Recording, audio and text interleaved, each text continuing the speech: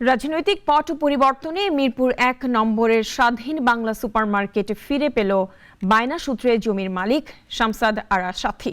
আওয়ামী লীগ সরকার ক্ষমতায় আসার পর ক্ষমতার অপব্যবহার করে স্বাধীন বাংলা সুপারমার্কেটের ৩০০ দোকান দখলে নেন আওয়ামী লীগ নেতা ও স্থানীয় কাউন্সিলর তিতু ও তার ভাই লিটু সহ তাদের অন্যান্য সহযোগীরা।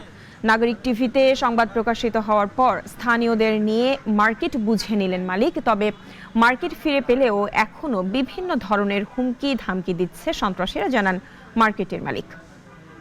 আমাদেরকে টেক ওভার করতে বললো, টেক ওভার করলে ওনারা আমাদের সাথেই আপনার জিনিসটা সহযোগিতা করবে, পুরোপুরি আমাদের সাথেই। কেন, যেহেতু কাগজপত্র সব কিছু মহানগর সিটি জরিপ থেকে নিয়ে খাজনা খারিজ সব কিছুই আমাদের নামে, সেহেতু এখানে তো অন্য কেউ তো আপনার দখলবাজি করবে, ভাড়া নিবে অথবা কাউকে ভাড়া দেওয়া হবে, জিনিসটা ঠিক না।